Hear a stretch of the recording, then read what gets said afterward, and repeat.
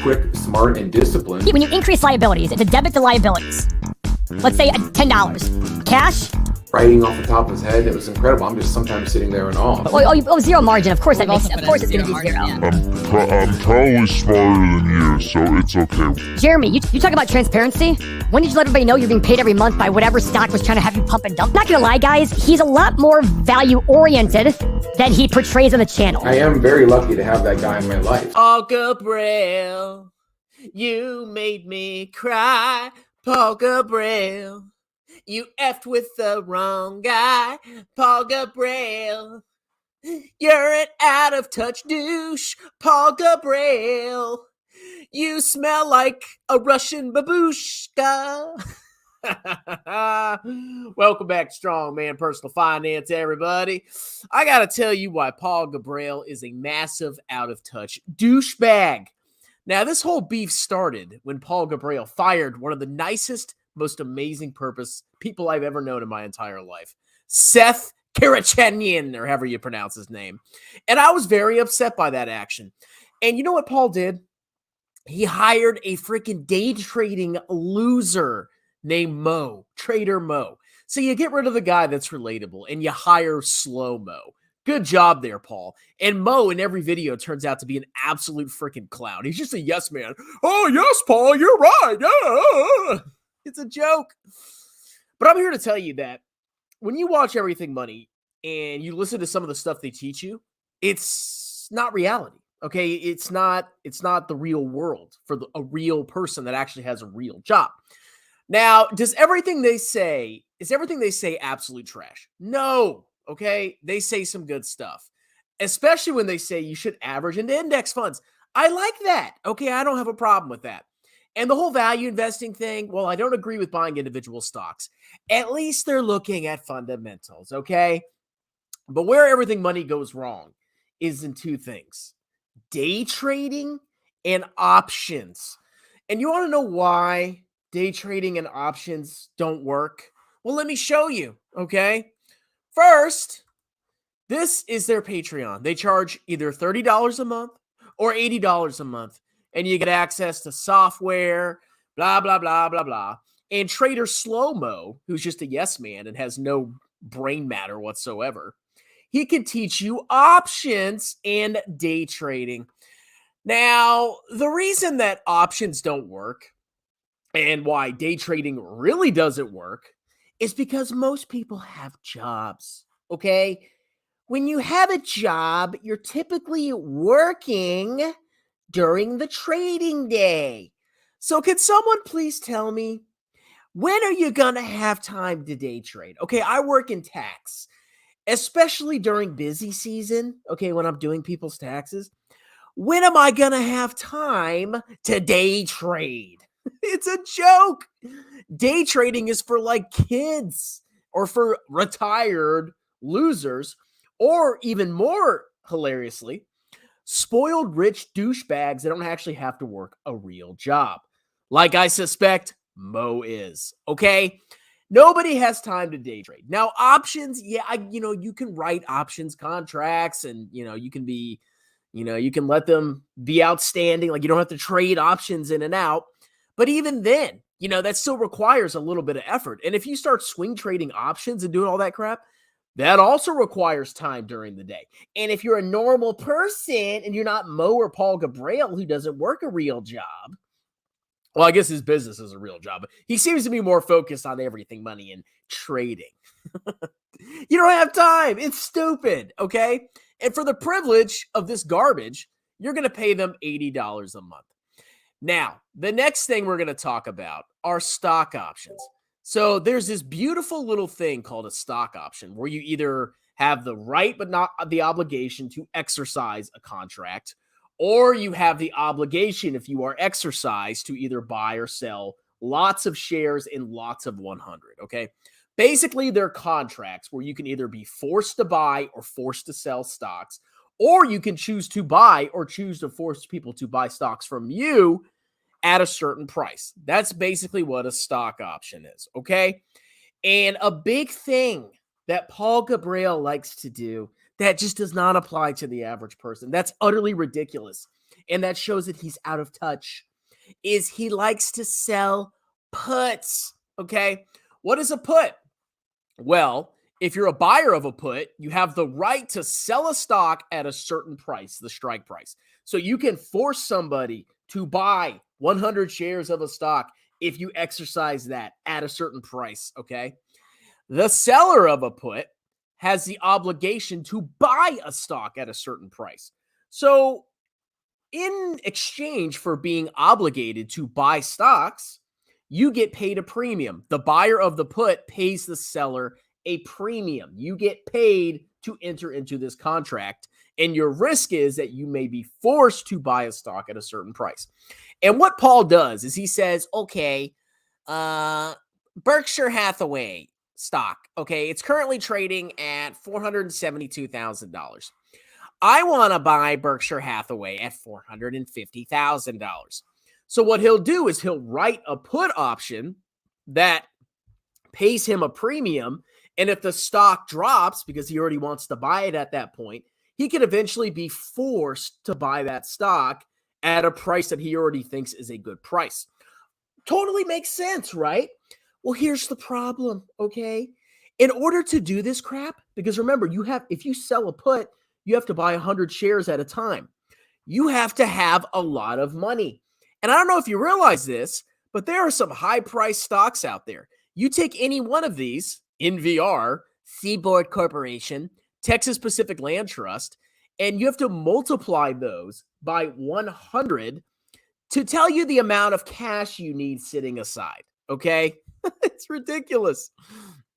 So if you want to sell puts on Pacific Land Trust, which has a share price of $2,573, you have to have cash sitting aside of $257,319 to be able to buy this, okay? Who has $257,319 just sitting there?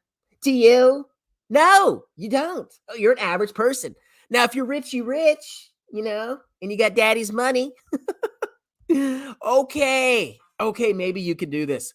But it's a rich person's game. Now, sure, you can write puts, on sell puts, write puts on stocks that are, really low price, but that limits the stocks that you can actually write the puts on. You've completely negated your advantage of potentially buying a stock at a lower price that you like if that stock is too expensive, okay? Writing puts is a rich douchebag's game. Most of you should not be sitting in cash, thousands of dollars in cash, just sitting there, hoping to get exercised. Oh, please. That's only for rich people. You can't afford to do that. And in my opinion, you'll probably be better off just being fully invested in an index fund and not worrying about it for the next 30 or 40 years, instead of having cash sitting there, hoping you get exercised at your strike price. It's a douchebag's game, okay? And then you go and look and you see, you look up everywhere, the vast majority of day traders lose money. Okay, so number one, you have a full-time job, or if you should, unless you're richy rich. If you're richy rich, like Mo and Paul, okay, oh yeah, you can day trade all day, and you can lose money, and it doesn't matter. But if you have a full-time job, you don't have time for day trading, okay? And on top of that, you're probably going to lose your money because you're playing a game where you're trying to guess the fluctuations of a market that is inherently unpredictable. Okay? And I don't want to hear about support and upper limits and corridors. I don't care. Reverse and inverse teacup handle formation. I don't care. It's all garbage. Okay.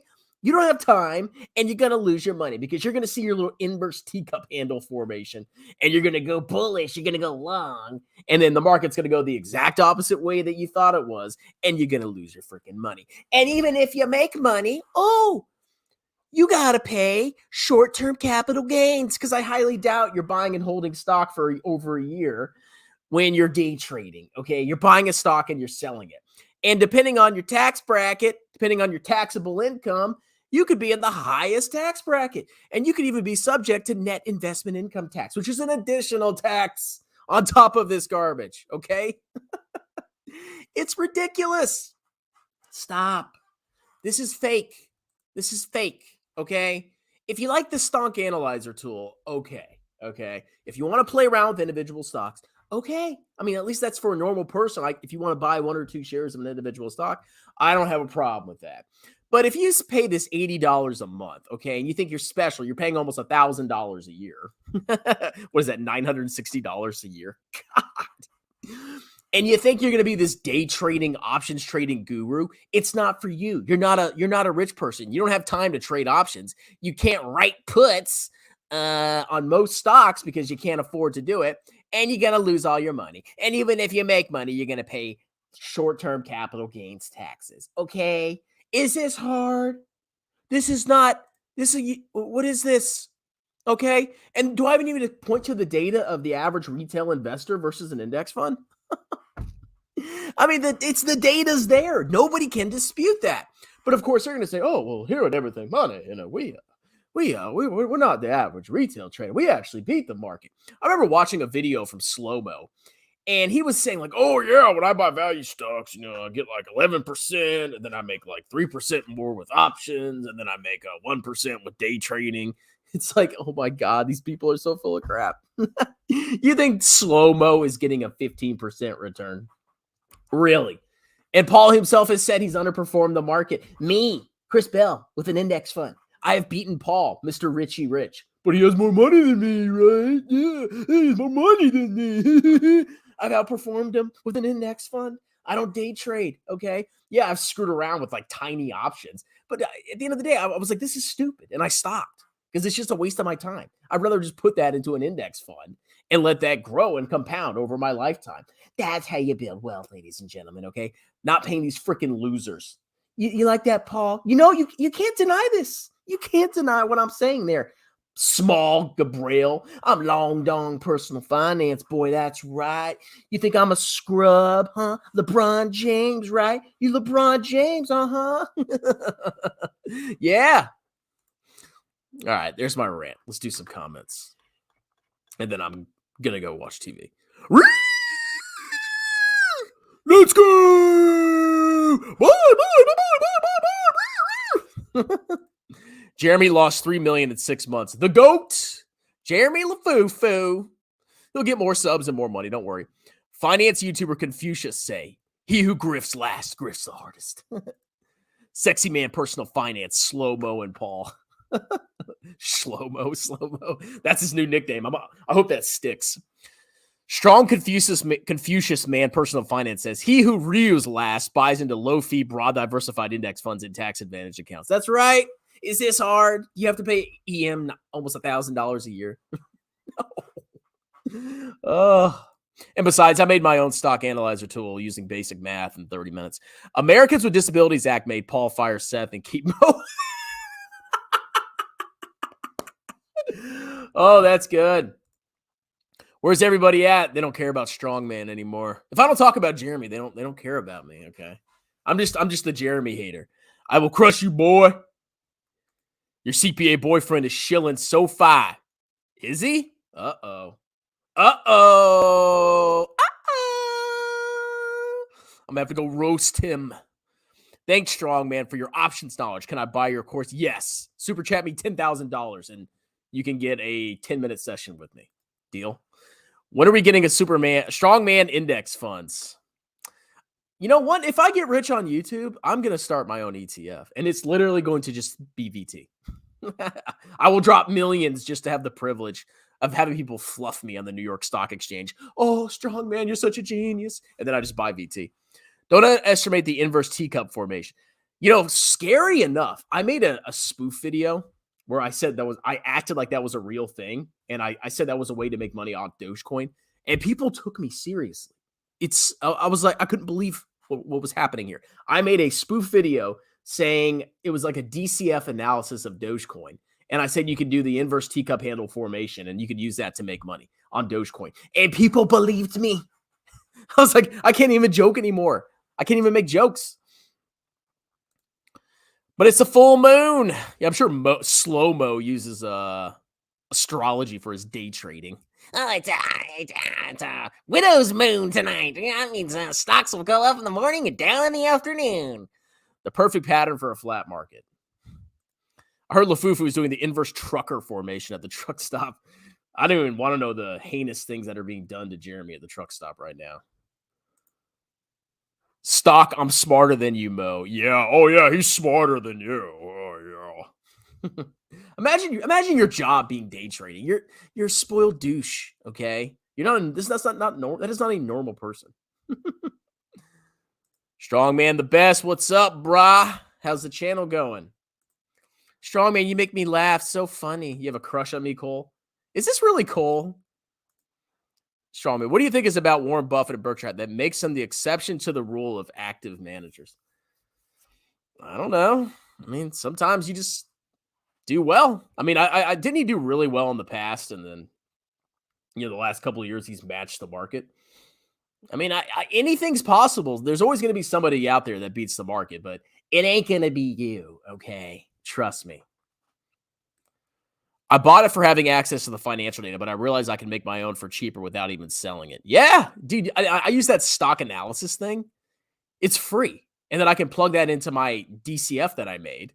Or I could just, I don't know, go look at the 10Q or the 10K, and it'll actually be more accurate.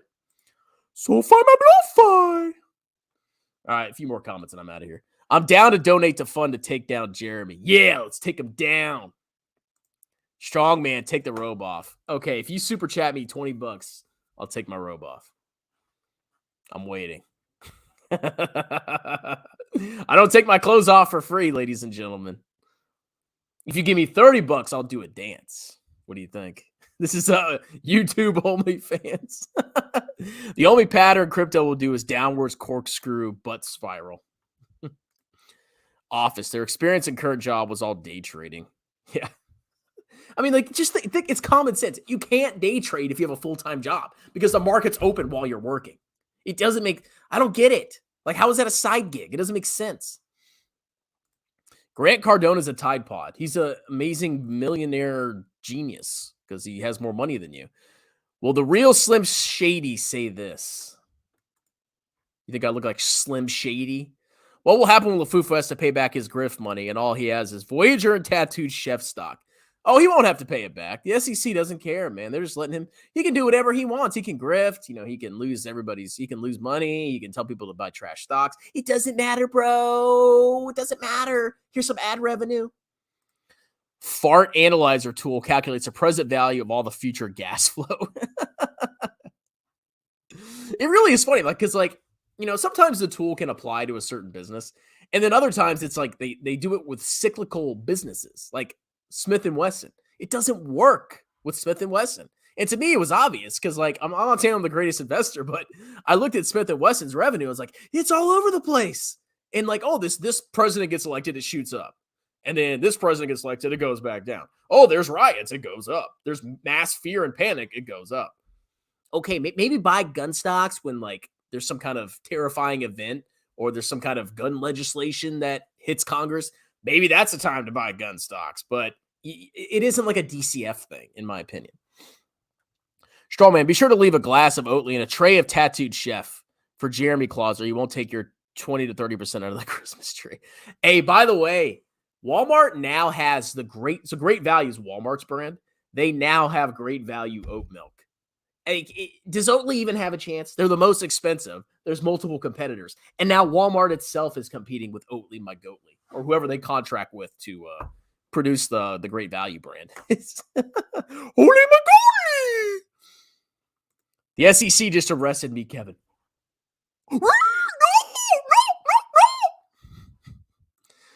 What if your 2 days off are during the week? Oh, okay, and then theoretically, yes, you can day trade. I would say most people don't work during the week, though.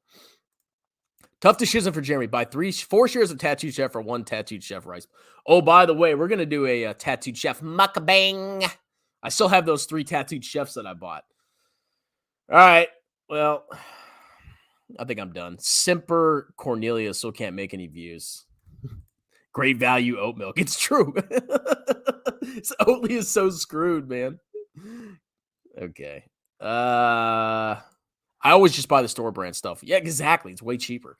All right, guys, that's it. Hope you enjoyed the video. I'm going to go lay on the couch now. Cheers.